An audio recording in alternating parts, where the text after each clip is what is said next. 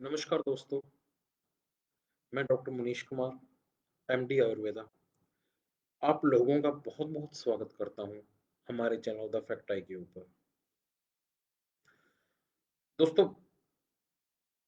जिस तरह जो लास्ट के सेशन थे लाइव हुए, कोविड को लेकर हुए, जो लास्ट का सेशन था वो था बेसिकली जो लाइफ़स्टाइल डिसऑर्डर्स के ऊपर था। बेसिकली लाइफ़स्टाइल के साथ-साथ कौन-कौन से ऐसे डिसऑर्डर्स हैं जो उसके साथ रिलेटेड होते हैं। तो उसी सीरीज़ में कंटिन्यू आज हम बात करेंगे जो पीठ का दर्द होता है, बैक पेन होता है, वो किन कारणों से होता है? क्या ऐसे-ऐसे कारण हैं या हम डेली लाइफ़ में ऐसी कौन-सी वो गलतियाँ हैं जो बार-बार करते हैं जिसकी वज़ह से ये कमर का दर्द हमें छोड़ता ही नहीं है? और कमर का दर्द कब सीरियस होता है? कब हमें ये चीज़ समझना चाहिए भी हमें कब चिकित्सक को मिलना चाहिए या कब हमें एक डॉक्टरी सलाह ले लेनी चाहिए कमर के दर्द को लेकर? क्योंकि ख़ास करके जो घर पे रहने वाली महिलाएँ हैं, तो उनके अंदर ये चीज़ देखने के अंदर आती है भी कहीं न कहीं वो दर्द और काम के साथ कहीं न कहीं तो एक पेन किलर ले लिया या इस तरीके से अपनी लाइफ़ को कंटिन्यू चलाती रहती हैं और वो इतना सीरियसली नहीं लेते या कुछ लोग ऐसे होते हैं जो बेसिकली अपने काम में इतने ज़्यादा व्यस्त होते हैं, सिंपल एक पेन किलर लेकर उसमें क्या होता है, भी वो काम भी लगातार करते रहते हैं, ख़ास करके वज़न उठाने वाला काम और ऐसे में बहुत ज़रूरी हो जाता है किसी चिकित्सक की सलाह लेना, किसी चिकित्सक की परामर्श लेना। तो कौन-कौन से ऐसे कारण हैं और इसके साथ-साथ आज हम इस चीज़ के ऊपर भी डिस्कस करेंगे भी वो कौन-कौन से प्रिवेंटिव मेजर्स हैं, जो कौन-कौन से योगासन्स कह लीजिए या क्या-क्या ऐसी विधियाँ जिसके द्वारा सिंपल हम घर पे रहकर भी अगर मैकेनिकल बैक पेन अगर हम कहें तो, भी उससे कैसे निजात पा सकते हैं, उस चीज़ से कैसे छुटकारा हमें मिल सकता है। तो एक उस चीज़ के बारे में आज हम डिस्कस करेंगे और पर यहाँ पे मैं यहाँ पे कुछ एक सेशन शुरू करने से पहले यहाँ पे एक बहुत ज़रूरी जानकारी जहाँ मतलब कोरोना महामारी को लेकर ख़ास करके जिस दौर से हम गुज़र रहे हैं, कोरोना महामारी को लेकर एक पॉज़िटिव न्यूज़ जो मैं आप लोगों के साथ जो यहाँ पे शेयर करना चाहता हूँ। अभी हाल ही में जो डॉक्टर रणदीप गुलेरिया हैं इन बेसिकली हमारे दिल्ली के जो एम्स आई थिंक उनके डायरेक्टर हैं। तो उनके बारे में मैं आपसे डिस्कस करना चाहूँगा। रणदीप गुलेरिया जी जो एम्स के डायरेक्टर हैं, तो उन्हीं का हाल में एक स्टेटमेंट आई है भी नो डाटा कोई भी डाटा ग्लोबल या इंडियन कोई भी डाटा पूरे वर्ल्ड के अंदर या इंडिया के अंदर ऐसा नहीं मिला या ऐसी ऑब्जर्वेशन नहीं आई है, जिसमें जो बच्चे हैं, वो कहीं बहुत ज़्यादा इफ़ेक्टेड हुए हैं कोविड-19 से लेकर। ठीक है? और हालाँकि जो सेकंड वेव आई कोविड-19 की और उसके अंदर भी जो बच्चे इन्फेक्टेड हुए, वो भी एक माइल्ड इलनेस तक रहे, बिल्कुल मतलब बहुत ही कम सिम्पटम्स के साथ रहे। तो ये उनका एक पर्सनल व्यू है, जिसमें उन्होंने कहा है भी आई थिंक आने वाले समय में ऐसा हमें बिलीव है कि शायद ही ऐसा कोई चांसेस हो जिसमें जो बच्चे हैं वो कहीं न कहीं और ज़्यादा इफ़ेक्टेड होंगे इस चीज़ से लेकर। तो ये कहीं न कहीं हमारे लिए एक बहुत ही राहत भरी खबर है। अभी मैं एक बार फिर से दोहराना चाहूँगा भी डॉक्टर जो रणदीप गुलेरिया जी हैं, एम्स के डायरेक्टर हैं। तो बेसिकली उन्हीं की आज की ही स्टेटमेंट आजकल की ही ये स्टेटमेंट है जिसमें उन्होंने साफ-साफ ये चीज़ ज़ाहिर की है भी कोई भी हमें ऐसा डाटा नहीं मिला है। चाहे हम लोकल बात करें, इंडिया की बात करें या वर्ल्ड की बात करें, तो पूरे वर्ल्ड के अंदर या इस तरह से कोई भी ऐसा डाटा सामने नहीं आया है जिसमें ये चीज़ देखने के अंदर आई है भी जो कोरोना का इन्फेक्शन है वो कहीं न कहीं बच्चों को बहुत ज़्यादा इफ़ेक्ट कर रहा है। हालाँकि जो सेकंड वेव आई थी उसके अंदर भी ये चीज़ देखने के अंदर आई भी सेकंड वेव के अंदर जो बच्चे कोविड-19 के इन्फेक्शन से सफ़र करके गए तो उनके अंदर भी कहीं न कहीं मतलब कोविड-19 का इन्फेक्शन जो उन्होंने सफ़र किया, तो उनके अंदर भी कहीं न कहीं बहुत माइल्ड से सिम्पटम्स रहे। बच्चे खुद ब खुद अपने आप बहुत अच्छे तरीके से रिकवर कर गए और ऐसा ये अज़्यूम किया जा सकता है, अभी शायद आने वाले टाइम में भी ऐसा हो और हो सकता है अभी आने वाले टाइम में कोई ऐसा ऐसा हमें ना मिले भी जिसमें हम कह सकते हैं कि हम बच्चे जो ज़्यादा सफ़र करेंगे। तो कहीं न कहीं एक तो ख़ास करके जो बच्चे हैं उनकी इम्यूनिटी अपने आप में मतलब ये कहें भी बहुत ज़बरदस्त होती है। बच्चे अच्छे खासे इन्फेक्शन को भी ओवरकम कर जाते हैं। बच्चे यूजुअली इतने जल्दी सफ़र नहीं करते इन्फेक्शन से जब तक कि बहुत ज़्यादा वायरल लोड ना हो तो खा बच्चों की जो इम्यूनिटी है वो कहीं न कहीं बहुत ज़्यादा बेस्ट होती है। बेसिकली उनका जो बात करें बेसिकली जो बच्चे फीडिंग के ऊपर होते हैं ख़ास करके उनकी प्योर मदर मिल्क की जो डाइट होती है, तो वो हाइली मतलब बच्चों के लिए बहुत ज़्यादा इम्यूनिटी बूस्टर्स होते हैं, एक वही उनका एक आहार होता है जो ख़ास करके बहुत ज़्यादा इम्यूनिटी बूस्टर होता है। तो ये एक मतलब बच्चों ये ख़ास करके हमारे लिए बहुत राहत भरी का खबर है। यहाँ पे एक चीज़ मैं और क्लियर करना चाहूँगा, अभी ये ख़ास करके उनका एक पर्सनल व्यू है, जहाँ पे उन्होंने एक अपनी राय दी है। अभी हम ये सिर्फ़ एक प्रेडिक्शंस है, अभी हम अज़्यूम कर रहे हैं, अभी इस तरह से नहीं हो शायद इस तरह से नहीं होगा आने आने वाले टाइम में भी जो बच्चे हैं, वो कहीं न कहीं सफ़र कर रहे हैं। तो बट एज़ सच फ्यूचर को हम कुछ भी नहीं कह सकते क्योंकि ख़ास करके अगर हम एक वायरस की बात करें, एक वायरस का जो म्यूटेशन नेचर होता है, अपने आप को चेंज करने का जो नेचर होता है, उसका एक स्वाभाविक नेचर है। और वो म्यूटेशन किस तरीके से करता है और उसका म्यूटेशन के बाद हमारे साथ उसका क्या रिएक्शन देखने को आएगा, क्या उसका रिज़ल्ट देखने को आएगा, किस तरह से वो बिहेव करेगा, उसका मतलब यूँ कह लीजिए भी उसका बायोलॉजिकल बिहेवियर किस तरीके से होगा, उस चीज़ को अज़्यूम कर पाना अभी थोड़ा-सा टाइम है, उस चीज़ को हम एकदम से नहीं कह सकते। बट फिर भी ये कहीं न कहीं हमारे लिए एक बहुत राहत भरी खबर है और हालाँकि अब लॉकडाउन जो है वो काफ़ी हद तक खुल चुका है। काफ़ी स्टेट्स के थे अंदर तो ख़ैर लॉकडाउन शुरू हो चुका है, क्योंकि केसेज़ के अंदर काफ़ी गिरावट आई है और केसेज़ के अंदर गिरावट आने की वज़ह से बट फिर भी हमें ये चीज़ समझनी है अभी लॉकडाउन खुला है, कोविड-19 का इन्फेक्शन नहीं गया। तो कहीं न कहीं हमें एहतियात ज़रूर रखनी है, हमें कहीं न कहीं मास्क ज़रूर पहन के रखना है। प्लीज़ क्योंकि जो सेकंड वेव जिस तरीके से घातक रही तो यहाँ पे ये चीज़ बहुत ज़्यादा ज़रूरी है, भी हम कहीं न कहीं उस चीज़ से एक सबक लें, बहुत बड़ा सबक लें और हम इस चीज़ को मानें जो प्रोटोकॉल्स हैं, ख़ास करके सैनिटाइज़ेशन हुआ या मास्क का पहना हुआ। देखिए डेफ़िनेटली रोज़मर्रा की ज़िंदगी के लिए काम-धंधे भी बहुत ज़्यादा ज़रूरी है, बाहर आना-जाना भी बहुत ज़्यादा ज़रूरी है, पर कहीं न कहीं प्रोटोकॉल्स को फ़ॉलो करना ये हमारी भी रिस्पॉन्सिबिलिटी है, हमारी सबकी एक रिस्पॉन्सिबिलिटी बनती है देश के प्रति भी और हमारे खुद के प्रति, हमारे परिवार के प्रति, तो ये बहुत ज़्यादा ज़रूरी है। क्योंकि अगर ऐसा है तो कल हो सकता है भी क श हम बेसिकली सफ़र ना करें किसी नई चीज़ से। तो इस चीज़ के बारे में मैं यही कहना चाहूँगा। प्लीज़ ज़रूर प्रोटोकॉल्स को फ़ॉलो करिए। तो वापिस आते हैं आज के सेशन के अंदर भी आज का जो सेशन था बेसिकली बैक पेन को लेके। देखिए, हमारी बैक पेन क्यों होता है? हम देखिए सबसे पहले हमें ये चीज़ समझना है भी हम अक्सर एक बात कहते हैं भी जो हमारी रीढ़ की हड्डी होती है, जो हमारा बैक होती है, जो रीढ़ की हड्डी है, वो कहीं न कहीं हमारे श रोज़ इतनी ज़्यादा हमारे शरीर का महत्वपूर्ण पार्ट है, जो कि 33 हड्डियों से मिलकर बनी हुई है, जिसकी वजह से हम मुड़ पाते हैं। या करवट ले पाते हैं, बैठ पाते हैं, चल पाते हैं, शौच कर पाते हैं। तो बहुत सारे हमारे ऐसे डेली के फंक्शंस हैं, या यूँ कह लीजिए भी उस चीज़ की रीढ़ की हड्डी के बिना पॉसिबल ही नहीं। तो कहीं न कहीं ये चीज़ एक बहुत महत्वपूर्ण है हमारे और कहीं न कहीं जब ये चीज़ एक्सेस में यूज़ होती है या यूँ कह लीजिए अक्सर एक बात कही जाती है। फॉर एग्ज़ाम्पल एक मशीन है, उस मशीन को चलाने की एक विधि है। अगर हम उस विधि को ना चलाकर उसके साथ छेड़छाड़ करते हैं, तो कहीं न कहीं मशीन का खराब होने का डर भी उतना ज़्यादा रहता है। यही सेम चीज़ हमारे शरीर के ऊपर भी अप्लाई होती है। ख़ास करके अगर हम जैसे हमारा बैठने का पोस्चर है, चलने का पोस्चर है, झुकने की जो आदत है हमारी, ठीक है? ऐसे ही हमारा जो ओवरवेट है, ऐसी बहुत सारे कारण हैं जो बेसिकली हमारे कहीं न कहीं डायरेक्टली या इनडायरेक्टली हमारे शरीर के ऊपर ना से बल्कि हमारी कमर के ऊपर या यूँ कहें भी रीढ़ की हड्डी के ऊपर बहुत ज़्यादा इफ़ेक्ट डालती है। अब रीढ़ की हड्डी के ऊपर क्या-क्या इफ़ेक्ट डालती हैं? आप लोगों ने या तो रीढ़ की जैसे स्कोलियोसिस जैसे कि रीढ़ की हड्डी का टेढ़ा होना, सर्वाइकल की प्रॉब्लम वो भी एक रीढ़ की हड्डी की ही प्रॉब्लम है। क्यों और कमर का दर्द होना, जिसे हम सियाटिका कह देते हैं वो होना, इस चीज़ के बारे में हम डेफ़िनेटली बहुत मतलब आगे डिटेल में डिस्कस करने वाले हैं। तो ऐसा है कि क्यों क्यों मतलब बेसिकली ख़ास करके हम जो बार-बार एक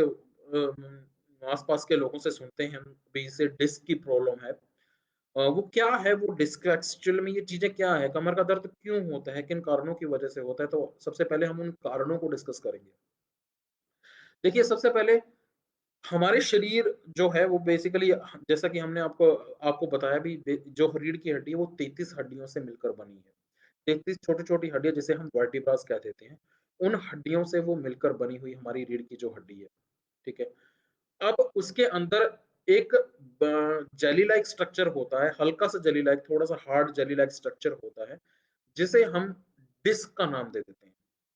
इंटरवर्टिब्रल डिस्क हम जिसे बोल देते हैं या डिस्क बोल देते हैं, खास करके आपने डिस्क की प्रॉब्लम बहुत लोगों से इस चीज़ के बारे में सुना होगा। तो डिस्क एक्चुअल में करता क्या है? डिस्क का फंक्शन क्या है? किस तरीके से वो वर्क करता है? देखिए, जब कभी भी हम उठते हैं, बैठते हैं, चलते हैं, जंप करते हैं, तो ये जो डिस्क होती है, ये दोनों हड्डियों के बीच में एक कहीं न कहीं सस्पेंशन का काम करती है। दोनों हड्डियाँ जो हमारी जो रीढ़ की 33 हड्डियाँ, उनके बीच में सस्पेंशन का काम करती है। उन हड्डियों को आपस में घर्षण होने से रोकती हैं या यूँ कह लीजिए कि एक कंप्रेशन जो होती है, उस कंप्रेशन को रोकने का काम करती है, जिसकी वजह से क्या होता है क्योंकि इन्हीं रीढ़ की हड्डियों के बीच में से क्या होता है, जो हमारी स्पाइनल कॉर्ड है, उनमें से नर्व्स निकलती हैं बाहर की तरफ और ख़ास करके ये नर्व्स जो होती हैं, जैसे कि हमारे शरीर के अलग-अलग पार्ट को नर्व सप्लाई करती हैं, जिससे हमें हम चलते हैं, हमारे सेंसेशन होती है गर्म की, ठंडे की या फिर दर्द की जो सेंसेशन होती है, वो बेसिकली इन्हीं नर्व से हमें पता चलता है। और जब होता क्या है, हम कई बार जब बहुत ज़्यादा झुकने का काम करते हैं, एक्सेसिव में झुकने का ज़्यादा काम करते हैं, काफ़ी लंबे टाइम से देखिए जो कमर का दर्द होता है, वो बेसिकली अगर मैकेनिकल मतलब किस तरीके से हमें समझना चाहिए कि मैकेनिकल क्या चीज़ है? मैकेनिकल मतलब जो दर्द बेसिकली एक थोड़े से टाइम पीरियड रेस्ट के बाद 2 घंटे या 3 घंटे के बाद या यूँ कह लीजिए जब हम रात को सोने के लिए जाते हैं और सुबह उठते हैं, तो जब ऐसे शॉर्ट टाइम पीरियड के बाद जो कमर का दर्द जो होता है, वो बेसिकली अपने आप ठीक हो जाए। तो ऐसे केसेस को हम बोलते हैं भई ये एक एक वन काइंड ऑफ मैकेनिकल बैकएक है। अगर इसके अंदर खुद ब खुद पेशेंट जो है अपने आप ट्रीट हो जाता है या ओवरकम हो जाता है, तो that is actually a very good condition. मतलब उसमें क्या होता है भई हाँ, ठीक है पेशेंट अपने आप ठीक हो जा रहा है और मैक्सिमम केसेस के अंदर जो मैक्सिमम केसेस होते हैं जिसके अंदर बेसिकली कमर का दर्द होता है तो उसके अंदर 60% केसेज़ जो ऐसे होते हैं जो खुद ब खुद अपने आप ही ठीक हो जाते हैं 60% के केसेज़ में। बट द थिंग इज़ वो मैकेनिकल होने चाहिए और मैकेनिकल में जैसे भी हमारी मसल्स इन्वॉल्व होती हैं, हमारे लिगामेंट्स इन्वॉल्व होते हैं, जो जॉइंट्स के ऊपर की जो शेप्स है, जो जॉइंट्स को कवर करके रखती है, जिसे हम कैप्सूल बोलते हैं, वो इन्वॉल्व है। तो ऐसे इन चीज़ों को हम कहीं न कहीं मैकेनिकल के अंदर इंक्लूड करते हैं। अगर फॉर एग्ज़ाम्पल ये चीज़ें हैं मैकेनिकली अगर कोई पेन हो रहा है, जॉइंट्स वर्टिब्रास जो बेसिकली हमारी लंबर जो पीठ की जो रीढ़ की हड्डी है, उसकी पीठ की जो रीढ़ की हड्डियाँ हैं, उनके अंदर का जो डिस्क है, ठीक है? या उनके जॉइंट्स के अंदर के जो लिगामेंट्स है, कैप्सूल अगर उनके अंदर माइल्ड ओवर यूज़ के एक्सेसिव यूज़ या एक्सेसिव बेंडिंग की वजह से, ओवर स्ट्रेस की वजह से अगर हम बेसिकली देखते हैं उनके अंदर कोई दर्द शुरू हुआ है, तो वो कहीं न कहीं अपने आप या थोड़े 1-2 पेन किलर्स से अपने आप ही ठीक हो जाता है या कोई लोकल ऑयल एप्लीकेशन से, लोकल तेल की एप्लीकेशन से अगर देखा जाए, तो वो कहीं न कहीं अपने आप ही ठीक हो जाता है। तो ऐसे को मैकेनिकल को हम बेसिकली जो 60% ऑफ द केसेज़ है 60 से 80% के जो बीच के केसेज़ होते हैं, वो खुद ब खुद ठीक हो जाते हैं कमर दर्द के केसेज़। बात ऐसी है भी जो 20 से 40% के जो रिमेनिंग केसेज़ हैं, वो ऐसे कौन-कौन से केसेज़ हैं जिनके अंदर हमें थोड़ा-सा गहराई में सोचना पड़ता है। देखिए, वो ऐसे केसेज़ हैं जिनके अंदर न्यूरोनल इन्वॉल्वमेंट होती है। नर्व की इन्वॉल्वमेंट होती है। नर्व की इन्वॉल्वमेंट का होने का मतलब यहाँ पे ये है, फॉर एग्ज़ाम्पल हमारे कमर के दर्द के साथ-साथ हमें शरीर के बेसिकली जो लोअर लिम्ब है, जो बेसिकली हमारी लातें हैं या जो हमारे पैर हैं, हमें उसके अंदर ये बेसिकली फ़ील हो भी क्या उसके अंदर कोई वीकनेस महसूस हो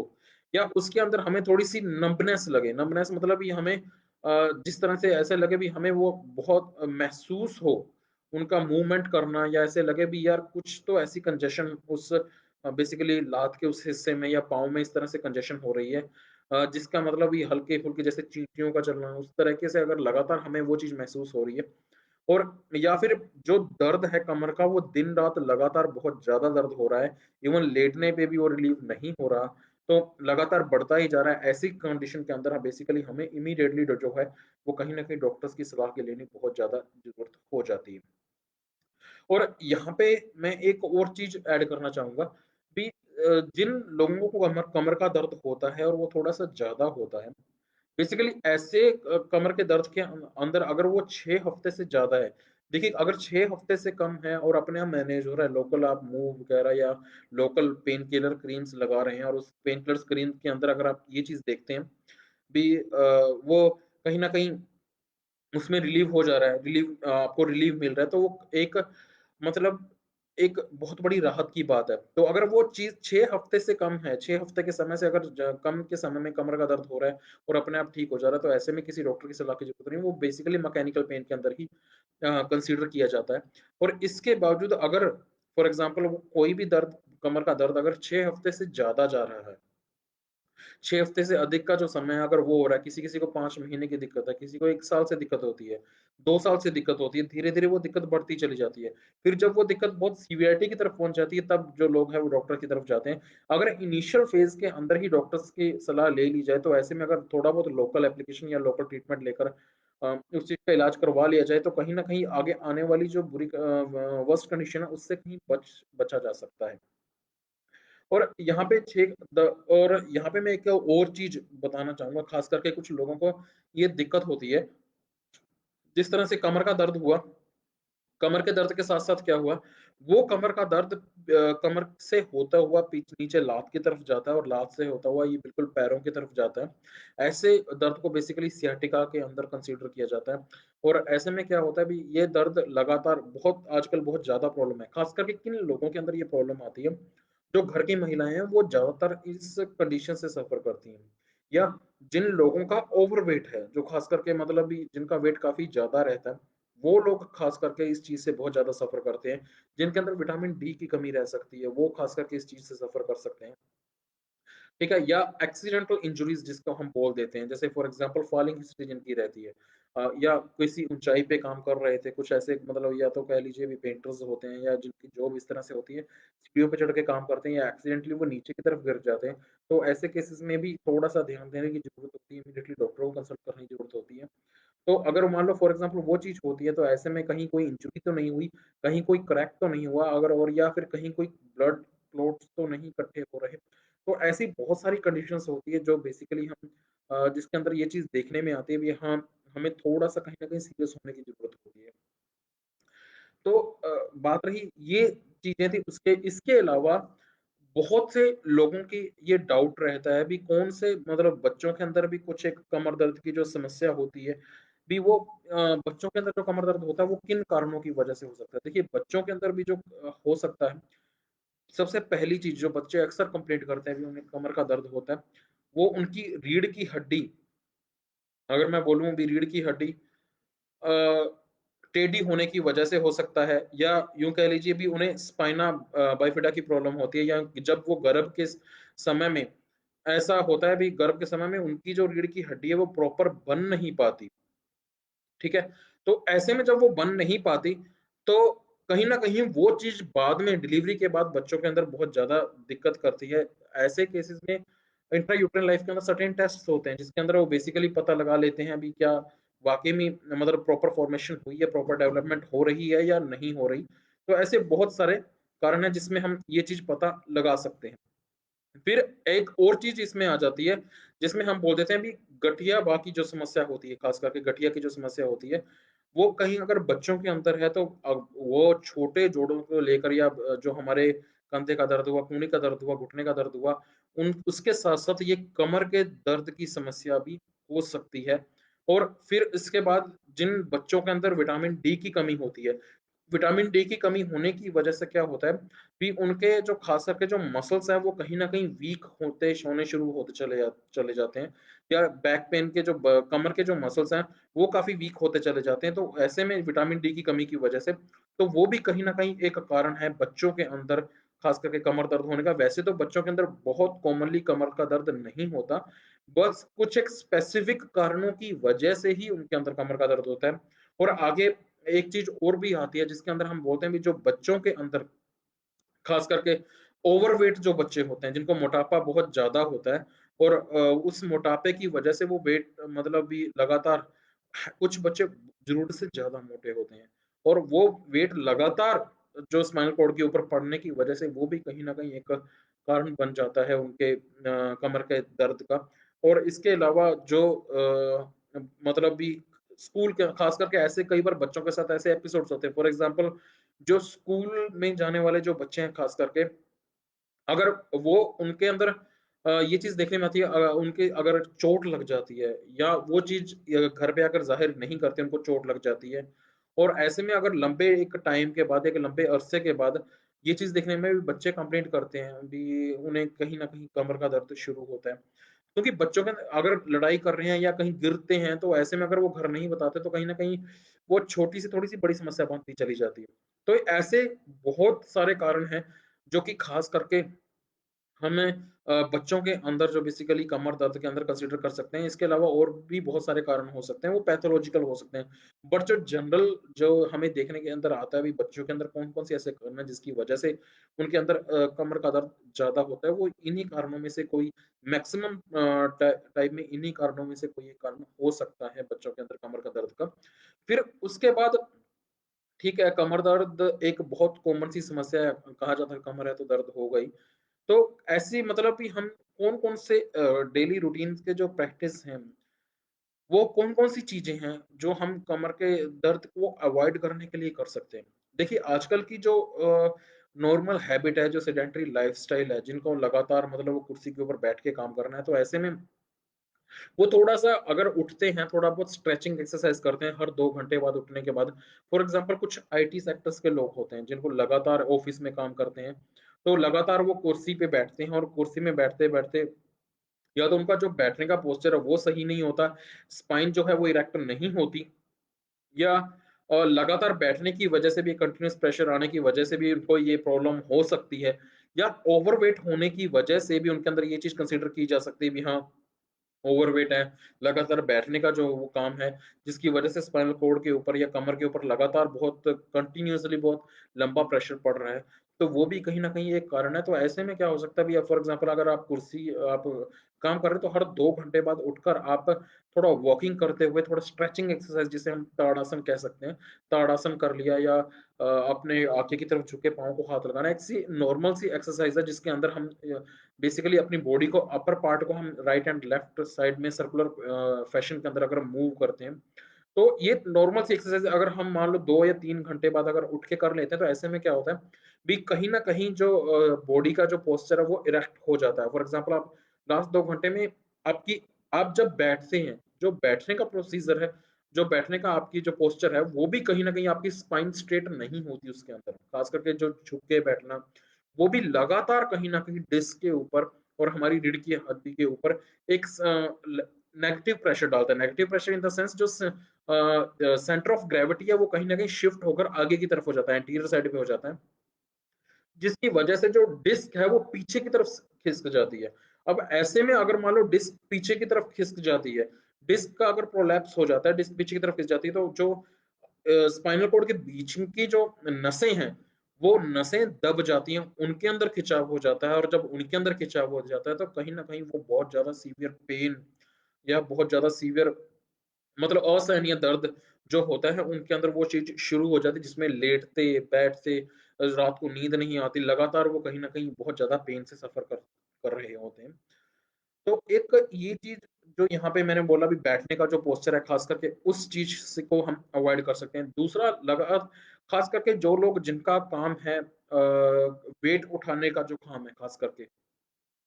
देखिए, वेट उठाना कुदरत ने जो हमारा शरीर है, उसके अंदर हमें जो घुटने दिए हैं या जो हमारे कूल्हे दिए हैं, उनके अंदर वो जॉइंट बेसिकली इसीलिए दिए हैं, ताकि हम उन जॉइंट का इस्तेमाल कर सकें। अगर कोई भी चीज़ हम अगर नीचे बैठ के उठाते हैं, अगर हम कमर को मोड़कर उठाते हैं, तो वो कहीं न कहीं एक बहुत गलत प्रोसीजर है। उसमें भी अगर हम घुटनों को मोड़कर बैठकर अगर कोई चीज़ उठाते हैं, जिसमें हमारा बेसिकली जो हमारी स्पाइन है, जो कमर है, वो बिल्कुल सीधी रहे। ऐसे पोज़ीशन में अगर लगातार हम इस चीज़ की अगर हम अपनी हैबिट बना लें, अगर अपनी आदत बना लेते हैं, तो 90% चांसेज़ है भी शायद हम लाइफ़ टाइम में भी कभी भी कमर के दर्द से सफ़र करें ही ना। क्योंकि ऐसे में क्या है, भी हम जो प्रेशर दे रहे हैं वो हमारे घुटनों के ऊपर दे रहे हैं और घुटनों का काम है मुड़ना। और ऐसे में हमारी कमर के ऊपर जो हम अननेसेसरीली प्रेशर देते हैं, जिसकी वजह से जो बेसिकली हमारी स्पाइनल कॉर्ड है वो कहीं न कहीं क्या है अननेसेसरी जिसके ऊपर प्रेशर नहीं आता, वेट नहीं आता या सेंटर ऑफ ग्रेविटी शिफ्ट नहीं होती, तो वो उस चीज़ से अवॉइड होता है जिसकी वजह से क्या होता है कमर का दर्द उन्हें 99% केसेज़ में होता ही नहीं है या अवॉइड होता चला जाता है अपने आप में। तो ये कहीं न कहीं इस चीज़ को भी हम अवॉइड कर सकते हैं। अगर फॉर एग्ज़ाम्पल अगर वेट भी उठाया जा रहा है, तो इस तरीके से हो, उस चीज़ की आदत हो। लगातार अगर कमर के ऊपर बेल्ट उठा के अगर आप वेट उठा रहे हैं, तो that will be quite better. खास करके आपने जिम के अंदर ये चीज़ देखी होगी, भी एक आदत होती है, जिम्स के खास करके जो जिम ट्रेनर्स बोलते हैं, वो बोलते हैं भी एक वेट लिमिट के बाद अगर आप कोई वेट उठा रहे हो, तो उसके अंदर आपको जो बेसिकली कमर के ऊपर जो बेल्ट पहनना बहुत ज़्यादा कंपल्सरी है। और बेसिकली वेट उठाने का भी एक तरीका होता है, जिसमें वो बोलते हैं भी जो आपकी बेसिकली रीढ़ की हड्डी स्पाइन है, वो बेसिकली सीधी होनी चाहिए बिल्कुल। ऐसे में अगर आप वेट उठाते हो, तो वो कहीं न कहीं एक बहुत हेल्दी है हमारे लिए भी, और उसमें कमर का दर्द हम काफ़ी हद तक उस चीज़ को अवॉइड कर सकते हैं। तो ये थी वेट उठाने की, या जो हमारी डेली की हैबिट है जिसमें हम बैठते हैं, या हम खास करके 2 या 3 पिलो लगाकर उसमें बहुत ज़्यादा मतलब अपने अपर हिस्से को, रीढ़ की हड्डी का जो ऊपरला हिस्सा है, जो छाती के जो पीछे की जो रीढ़ की हड्डी है या गले के जो पीछे की रीढ़ की हड्डी है, उसमें एक काफ़ी अननेसेसरीली बेंड देना, अननेसेसरीली उसको वर्क में लाना, प्रेशर देना, तो वो भी कहीं न कहीं सर्वाइकल को ही बुलावा है एक तरह का। तो ऐसे में वो चीज़ भी कहीं न कहीं बहुत ज़्यादा खतरनाक है, क्योंकि वो भी कहीं न कहीं हमारे स्पाइनल कॉर्ड के ऊपर अननेसेसरी प्रेशर डाल रही है, जिसकी वजह से सर्वाइकल के केसेज़ आज बहुत ज़्यादा होते चले जा रहे हैं। तो ऐसे में कौन-कौन से योगा, अब यहाँ पे क्योंकि बात यहाँ पे आयुर्वेद की भी है, और यहाँ पे बात चल रही है भी किस तरह से हम इन चीज़ों को प्रिवेंट कर सकते हैं। देखिए, कहीं न कहीं अगर हम डेली लाइफ़ के अंदर कुछ वर्क कर रहे हैं, कुछ ऑफ़िस जा रहे हैं, या डेली वर्क है, बैठने का काम है, तो इस चीज़ को अगर हम फॉर एग्ज़ाम्पल डेली को अगर योगासन्स, कुछ एक आसन्स हैं, तो उन आसन्स में से बेसिकली मैं 3 या 4 आसन्स ही यहाँ पे डिस्कस करूँगा, जो बहुत ज़्यादा ज़रूरी है, और बहुत कम समय के अंदर भी अगर आप उन्हें डेली करते हैं, तो कहीं न कहीं वो आपको कमर के दर्द को अवॉइड कर सकते हैं, कि अभी आप कमर का दर्द उस चीज़ से ना हो। तो ऐसे में कौन-कौन से आसन हैं? देखिए, सबसे पहला जो आसन है वो आ जाता है भुजंगासन। भुजंगासन क्या होता है, अभी पेट के बल लेटकर अपनी हाथ को बिल्कुल छाती के साथ नीचे की तरफ मिला दिया, और उसमें आप अपने शरीर का ऊपर का हिस्सा यानी गर्दन और छाती के हिस्से को ऊपर की तरफ उठाते हैं, तो ये होता है भुजंगासन। भुजंगासन एक बहुत ही खूबसूरत आसन है, जो कि बेसिकली आपके बैक पेन, कमर के दर्द के अंदर सबसे ज़्यादा हेल्पफुल है, कमर के दर्द को रोकने के लिए सबसे ज़्यादा हेल्पफुल है। फिर दूसरा जो आसन आ जाता है, खासकर वो आ जाता है धनुरासन। धनु धनुरासन के अंदर क्या होता है, आप पेट के बल, खास करके आप इस चीज़ को इंटरनेट पे भी देख सकते हैं, अभी भुजंगासन कौन-सा है, धनुरासन कौन-सा है। तो धनुरासन हम बोल देते हैं भी, जो बो पोज़ है, जिसके अंदर हम पेट के बल लेटकर, हम हाथों को पीछे, पेट के बल लेटकर, हाथों को पीछे से पैर को पकड़कर हमारे जाँघों को भी ऊपर उठाते हैं और हमारी छाती को भी ऊपर उठाते हैं। सिर्फ़ पेट के बल लेटकर हम क्या करते हैं, और गर्दन को भी ऊपर की तरफ उठाते हैं। तो ये एक धनुष की शेप का होता है, इसीलिए इसे बोला जाता है बो पोस्चर या धनुरासन। तो जिस तरह से एक धनुष होता है, नीचे सी शेप का होता है और ऊपर से एक स्ट्रिंग होती है, तो उसी तरह का ये आसन होता है। हम पेट के बल लेटकर अगर पीछे से पैरों को पकड़कर ऊपर की तरफ उठाते हैं, तो ये जो एक आसन है, देखिए हर एक आसन का एक प्रोसीजर है, और खास करके जिसको डिस्क की प्रॉब्लम रहती है, जिसको पेन बहुत ज़्यादा है, उन्होंने ये आसन नहीं करना, मैं उस चीज़ के बारे में भी आगे बताने वाला हूँ। और ये जो आसन है, बेसिकली आप उस चीज़ को भी कर सकते हैं। तीसरा जो आसन आता है, वो आता है शलभासन। शलभासन के अंदर क्या है, पेट के बल लेटकर ही आप अपनी जाँघों को और अपनी टाँग को ऊपर की तरफ उठाते हैं। फॉर एग्ज़ाम्पल आप लेटे हुए हैं, इस तरफ अगर आपका फेस है, ये अगर आपकी टाँग है, आप पेट के बल लेटे हुए हैं, और पेट के बल लेटकर आप अपनी सिर्फ़ टाँगों को और जाँघों को ऊपर की तरफ उठाते हैं, जितना मैक्सिमम पॉसिबल हो सकता है। तो ये जो आसन है, इसे बोलते हैं शलभ आसन। ये जो आसन है, बेसिकली ये तीनों के तीनों आसन जो होते हैं, वो कहीं न कहीं हमारी रीढ़ की हड्डी को, या हमारी बैक को, या हमारी कमर को काफ़ी हद तक मजबूत करने का, स्ट्रॉन्ग करने का, एक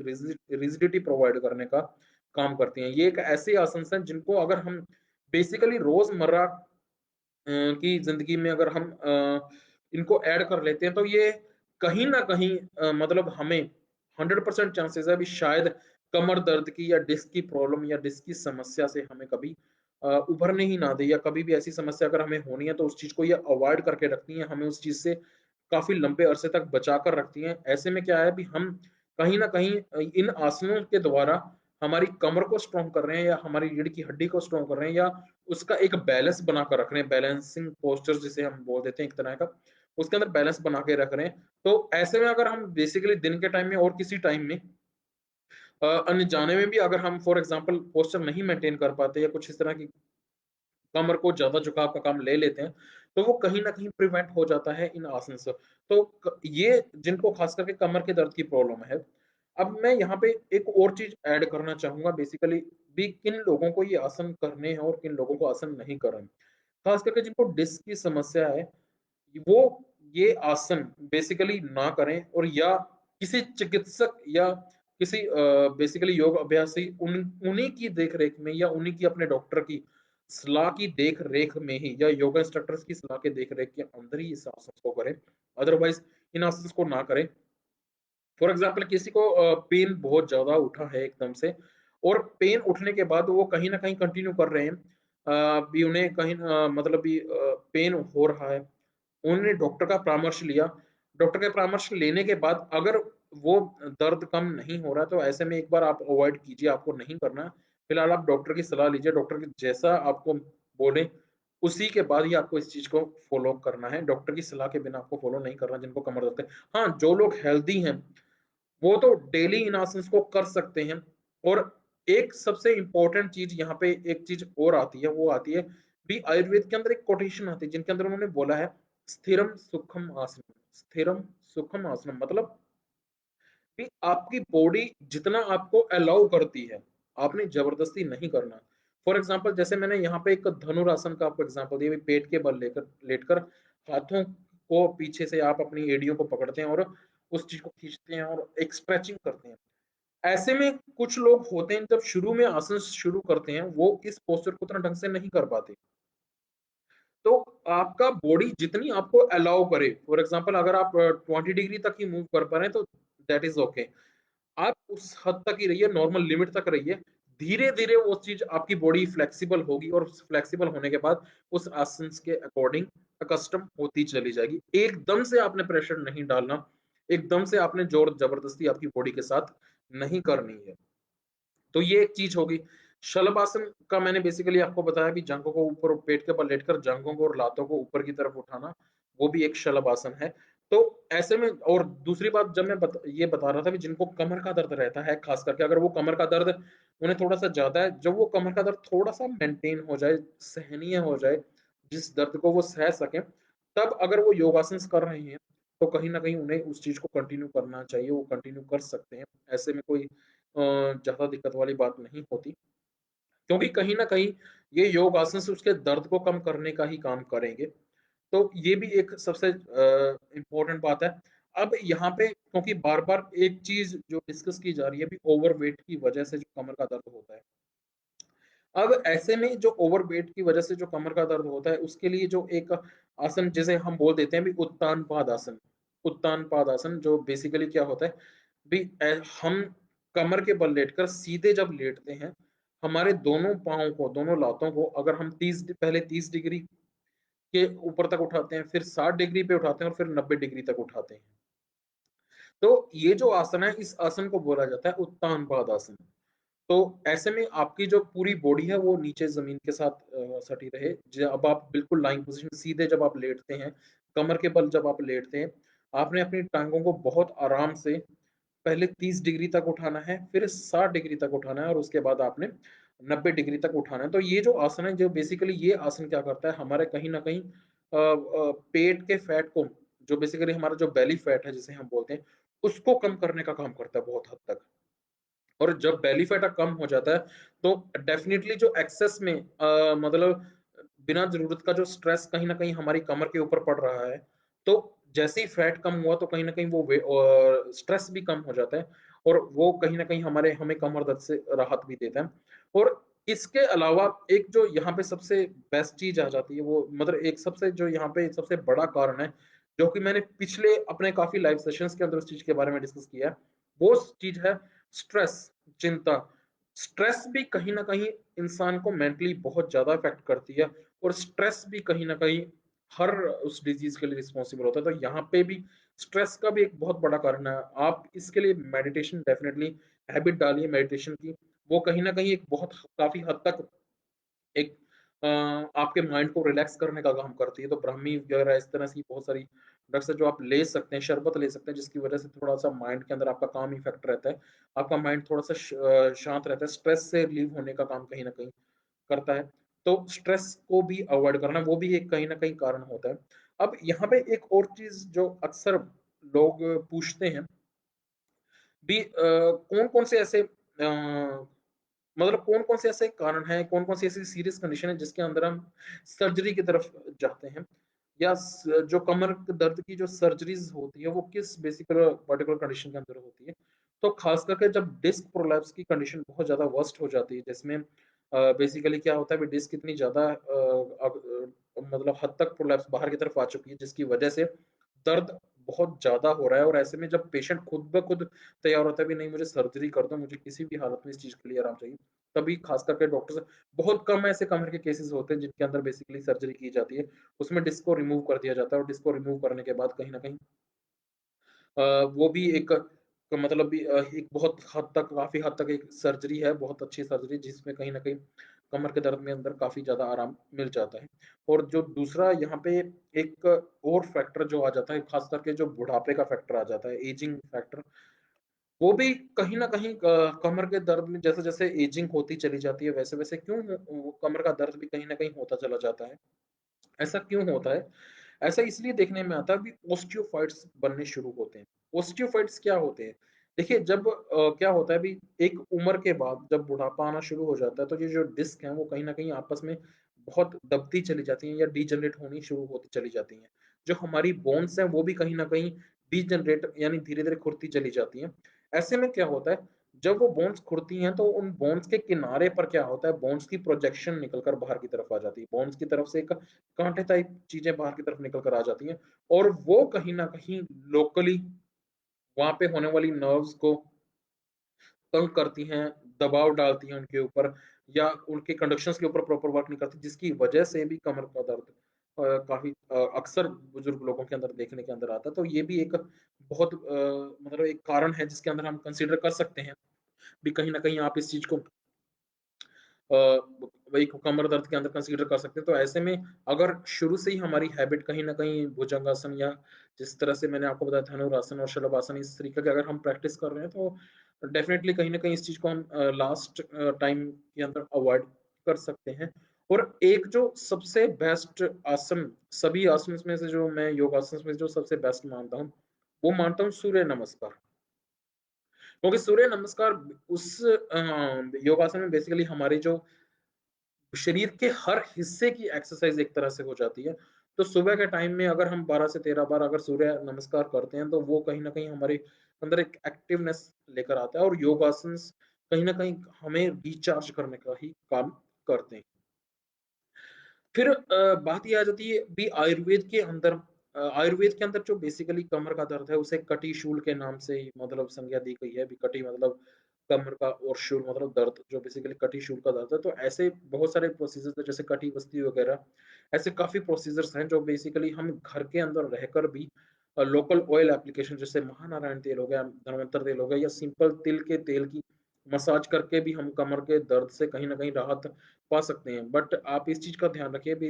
आपको पता होना चाहिए कि मसाज किस तरीके से करनी है क्योंकि गलत मसाज भी कहीं न कहीं दर्द को बढ़ा देती है, कहीं न कहीं हमारे जो पैथोलॉजी उसको कहीं न कहीं बढ़ा देती है। तो ये ऐसे बहुत सारे प्रोसेसेस हैं, कटी बस्ती है, तो वो कहीं न कहीं ख़ास करके अगर योगासन चल रहे हैं, तो वो कहीं न कहीं अपने आप में बहुत ज़्यादा बेस्ट हैं। तो वो भी एक चीज़ आयुर्वेद कहीं न कहीं कमर दर्द के लिए बहुत कारगर आयुर्वेद की जो चिकित्सा पद्धति है, वो कहीं न कहीं कमर दर्द या लो बैक पेन या और संधिवात जैसी घुटनों के दर्द के लिए, सर्वाइकल के दर्द के लिए एक बहुत कारगर पद्धति है, जिसके अंदर बहुत लोगों को इस चीज़ से बेसिकली आराम मिला है, बहुत फ़ायदा मिला है, कमर का दर्द उनका काफ़ी हद तक ठीक हुआ है। तो अगर आपके आस-पास कोई आयुर्वेद चिकित्सक है तो डेफ़िनिटली आप इस चीज़ के लिए बेसिकली उनसे मिल सकते हैं, उनसे बात कर सकते हैं। तो लास्ट में फिर हम इस चीज़ के बारे में एक बार फिर से डिस्कस करना चाहेंगे भी कौन-कौन से ऐसे कौन-कौन से पूरे ओवरऑल भी अगर हमने आगे कमर का दर्द से बचने के लिए क्या-क्या हम ऐसे उपाय कर सकते हैं। तो सबसे पहले जैसा कि मैंने आपको बताया भी आपने कहीं न कहीं एक्सरसाइज़ेज़ जैसे योगासन्स जो आपको बताए गए हैं, वो योगासन्स को कहीं न कहीं फ़ॉलो करना है, उनको कहीं न कहीं हमारी जीवन शैली के अंदर अपनाना है। तो वो एक सबसे कहूँगा भी एक बहुत ब्यूटीफुल तरीका है जिससे हम होने वाले कमर के दर्द बता म मैनेज कर सकते हैं। दूसरा एक कारण है भी कहीं न कहीं जो ओवरवेट है, देखिए ओवरवेट सिर्फ़ एक कमर का दर्द नहीं, कमर के दर्द के साथ-साथ बहुत ऐसी समस्याएँ हैं जिससे ओवरवेट की जो मोटापे की वज़ह से होती हैं। दिल की शिकायत कह लीजिए, कोलेस्ट्रॉल का बढ़ा हुआ कह लीजिए, बीपी की समस्या हो गई, शुगर मधुमेह की समस्या होगी,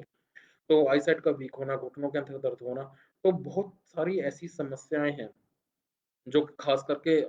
मोटापे की वजह से जो या यूँ कह लीजिए मोटापा जिनका एक जड़ है, तो वो बहुत सारी एक ऐसी समस्या है जिनको हम यहाँ पे कर सकते हैं। प्रॉपर पोस्चर मेंटेनिंग जिसके बारे में हम डिस्कस किया अभी आपको सही तरीके से बैठना,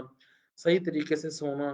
कहीं न कहीं आप उन सभी पोस्चर्स को मेंटेन करिए, सीधा आपकी जो पॉसिबल है जिस तरीके से जैसे मैंने आपको मैं एक बार फिर से दोहराना चाहूँगा जी झुककर कोई सामान नहीं उठाना। आप नीचे बैठ के अपने घुटनों को इस्तेमाल करके आप नीचे बैठ के उस चीज़ को उठा सकते हैं, कमर को सीधे जितना पॉसिबल और हो सकता है कमर को सीधा रखिए। कमर को अगर आप कुर्सी पे बैठे हैं तो सीधे कमर सीधी रखकर ही कुर्सी पे बैठ सकते हैं। ऐसे में कई बार आदत होती है, धीरे-धीरे आदत बनते-बनते ही बनती है। तो उस चीज़ को हम कर सकते हैं। तो ऐसे हम कहीं न कहीं इन चीज़ों को अवॉइड कर सकते हैं और इसके अलावा जैसे लोकल एप्लीकेशंस हो गई, जिस तरह से मैंने आपको तिल का तेल बताया, महानारायण तेल बताया, ये कुछ एक ऐसी आयुर्वेद की तेल औषधि हैं जिनको हम लोकल एप्लीकेशन यानी बाहर पे मसाज करके हल्का-सा गर्म करके या गुनगुना करके अगर उसकी हम हल्के हाथों से अगर मसाज करते हैं, तो वो मसाज भी कहीं न कहीं बहुत हद तक आराम देती है। और ऐसा नहीं है ये आपका जो बेसिकली तेल जो है आप कहीं न कहीं सिर्फ़ कमर के अंदर ही यूज़ करें। तो ये तेल हम कहीं न कहीं जिनको सर्वाइकल की प्रॉब्लम भी रहती है ख़ास करके, ऐसे में भी हम उस तेल की मालिश सर्वाइकल या पूरी की पूरी जो हमारी स्पाइनल कॉर्ड है, उसके ऊपर भी हम ये मालिश कर सकते हैं। उससे भी हमें कहीं न कहीं बहुत ज़्यादा आराम होगा। बट ज़रूरी ये है भी कहीं न कहीं जैसे कि मैंने अपने हर बार कहीं न कहीं मैं बहुत बार ये चीज़ डिस्कस करता हूँ भी आप इस चीज़ को आप अगर आयुर्वेद पद्धति को, आयुर्वेद जीवन शैली को कहीं न कहीं अपने अंदर अपनाइए, अपनी जीवन शैली के अंदर अपनाइए और जैसे उठना सुबह जल्दी उठना, प्राणायाम करना, योगासन करना, ये कहीं न कहीं हमारी बॉडी को एनर्जाइज़ करते हैं, हमारी बॉडी के ईच हर चैनल को एनर्जाइज़ करते हैं, जिसकी वजह से हम काफ़ी हद तक आने वाली बीमारियों को रोक सकते हैं। और कमर दर्द क्योंकि जिस तरह से हमारे जो लास्ट सेशन चल रहे थे, ये भी एक जीवन शैली का ही रोग है, जिन्हें हम लाइफ स्टाइल डिसऑर्डर्स कह देते हैं, को खास करके ओवरवेट आजकल बहुत बड़ी समस्या बनती जा रही है। मैक्सिमम पॉपुलेशन के अंदर ओवरवेट वेट का बढ़ना एक बहुत कॉमन सी समस्या होती चली जा रही है। तो इस चीज़ को भी हम अगर आयुर्वेद जीवन शैली को अपना के डेफ़िनेटली इस चीज़ को भी हम अवॉइड कर सकते हैं। कमर के दर्द को, सर्वाइकल के दर्द को या बेसिकली हमारे और बहुत सारी स्ट्रेस को, खास करके स्ट्रेस, चिंता, डेफ़िनेटली इस चीज़ को भी हम अवॉइड कर सकते हैं। हमारी जो स्लीप है, आहार, निद्रा और ब्रह्मचर्य जो आयुर्वेद के अंदर उपस्तंभ बताए गए हैं, खाना हुआ और निद्रा हुई, जो हमारी स्लीप हुई, कहीं न कहीं वो 6 से 8 घंटे की जो हमारी नींद है, वो बहुत ज़्यादा ज़रूरी है और इसीलिए हमें 10 बजे से पहले सोना और सुबह ब्रह्म मुहूर्त के अंदर उठना, ये कहीं न कहीं अगर हम ऐड कर लेते हैं, तो आप खुद ब खुद इस चीज़ को फ़ील करेंगे। सिर्फ़ एक जल्दी सुबह के टाइम पे जल्दी उठना ही आप खुद ब खुद फ़ील करेंगे भी आपके शरीर के अंदर आलस वैसे ही नहीं रहता। जो लोग लेट उठते हैं ख़ास करके पूरे दिन के अंदर उनके अंदर आलस काफ़ी ज़्यादा होता है बट ये जो सुबह का जल्दी उठना, ब्रह्म मुहूर्त के अंदर उठना, ये कहीं न कहीं हमारे ब्रेन को बहुत ज़्यादा एक्टिव रखता है, हमारे ब्रेन्स की प्रॉपर फंक्शनिंग को बहुत ज़्यादा एक्टिव रखता है और जिसकी वजह से जो ख़ास करके पूरा दिन होता है उसके अंदर हमें आलस ना आना भी एक मतलब सुबह के जल्दी उठने के अंदर बहुत बड़ा कारगर होता है। तो और अगर ज़रूरत हो जैसा कि मैंने आपको बताया भी ख़ास करके कब डॉक्टर्स को देखना है ख़ास करके जब 6 हफ़्ते से ज़्यादा कमर का दर्द हो रहा है, ऐसे में डॉक्टर को दिखाना बहुत ज़्यादा ज़रूरी है। या कमर का दर्द तब हो जब बेसिकली अ, आप सहन नहीं कर पा रहे। आप दिन-रात आपको कमर का दर्द जिसकी वज़ह से रात की नींद आपकी डिस्टर्ब हो जाती है। ऐसे में अगर कमर का दर्द बहुत ज़्यादा हो रहा है, तो इमीडिएटली आप अपने डॉक्टर से कंसल्ट कर सकते हैं। वो भी बहुत ज़्यादा ज़रूरी है। ओवर आप ज़रूरत से ज़्यादा अगर आपकी हैबिट नहीं है, अगर आप ज़रूरत से ज़्यादा वेट उठा रहे हैं, तो इस चीज़ को अवॉइड करिए। वो भी कहीं न कहीं एक कमर दर्द क्योंकि डिस्क एकदम से ही मतलब ऐसे केसेज़ में कहीं न कहीं डिस्क प्रोलैप्स होना एकदम से बहुत कॉमन सी चीज़ है। तो उस चीज़ को भी आप अवॉइड करके इस तरीके से भी आप कर सकते हैं। तो ये जो आज का सेशन था वो था इसी हमारे कमर के दर्द को लेकर, बैक पेन को लेकर। आज का जो बेसिकली हमारा सेशन आपको कैसे कैसे लगा, आप हमारे कमेंट बॉक्स के अंदर ज़रूर बताइए, शेयर ज़रूर कीजिए। हम अगले एपिसोड में फिर इसी तरह की किसी न किसी बीमारी को लेकर फिर हाज़िर होंगे। ऐसे में अगर आप हमसे कुछ पूछना चाहते हैं तो प्लीज़ हमारे कमेंट बॉक्स के अंदर ज़रूर हमसे पूछिए, हम आपका जवाब ज़रूर देंगे। आज के सेशन में इतना ही, अगले सेशन में फिर मुलाकात होगी इसी समय, तब तक के लिए दीजिए हमें इजाज़त। धन्यवाद।